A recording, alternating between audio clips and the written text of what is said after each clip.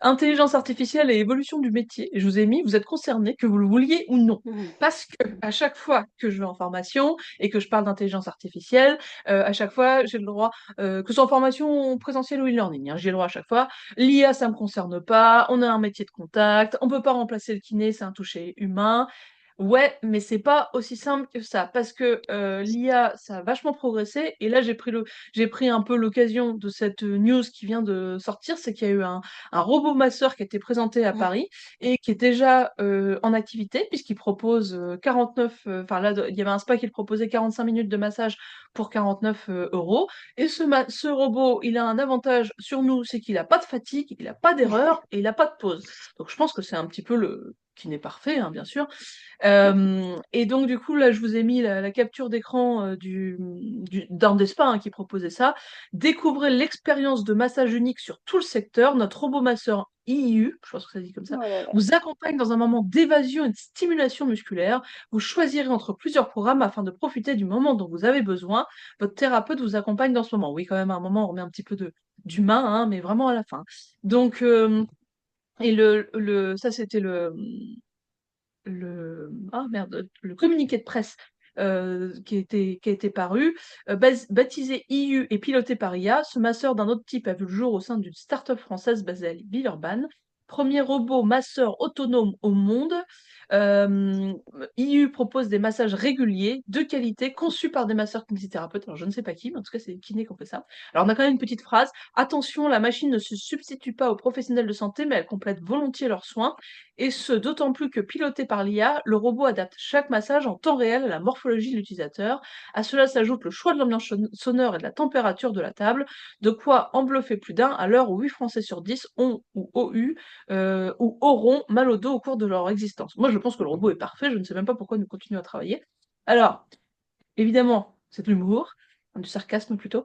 Est-ce que c'est vraiment un problème? Pour moi, non, parce que le robot, ça viendra jamais remplacer votre expertise humaine. Il y a un moment, le robot, il rentre, il y a un protocole, il va appliquer le protocole. C'est mieux que zéro massage, mais ça vient pas remplacer la qualité de ce que vous pouvez proposer. Parce que c'est un massage, c'est pas un thérapeute, donc il s'adapte pas, il ressent pas, et il comprend pas. Il propose une solution simple pour un besoin basique. Donc, dans le cadre de ce besoin, de ce qu'il propose, il est bon dans ce qu'il fait, mais ça reste quelque chose de très défini. Et vous, en tant que kiné, il faut se poser la question donc de ce que ça va apporter, comment ça va impacter nos professions, parce que de toute façon, ça va les impacter, et pas juste parce qu'il y a un robot masseur, mais l'IA va être un tsunami, et ça je l'ai déjà dit. Mais là, spécifiquement sur le robot masseur, euh, encore une fois, il n'a pas de pause, il n'a pas de fatigue, il est efficace. S'il y a besoin de faire du massage à la chaîne, alors je ne sais pas combien il coûte, mais de toute façon, plus ça va être, enfin, plus ça va se diffuser, moins le robot va coûter cher. Donc c'est quelque chose qui peut être amené à venir dans les cabinets, surtout qu'on sait bien que c'est la mode du hand-off et qu'il y a plein de gens, plein de kinés qui veulent plus masser. Donc ça va se développer. Mais si vous décidez de continuer à faire du massage avec vos mains, hein, un truc assez basique en fait à la base, euh, justement, c'est basique, mais pas tant que ça en fait. Vos mains sont des outils géniaux et ils sont reliés à votre tête. C'est là où il y a une différence avec une intelligence artificielle qui n'est pas une intelligence et qui ne va pas justement pouvoir absorber tout ce que vous allez absorber.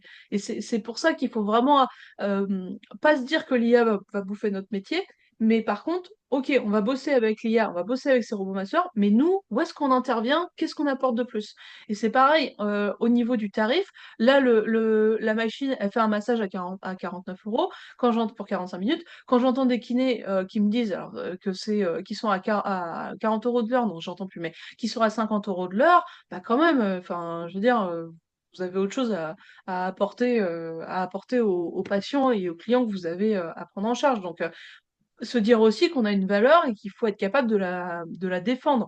Donc, par rapport à cette évolution de l'IA dans notre société, vous devez être capable de valoriser ce que vous apportez et vous devez avoir un positionnement clair par rapport à ça et vous devez assumer un tarif juste. Je ne peux pas le dire autrement parce que si vous faites pas ça, bah effectivement, vous risquez d'être comparé à une machine et ça sera logique parce que vous n'aurez pas mis en avant ce qui fait le côté exceptionnel de l'humain.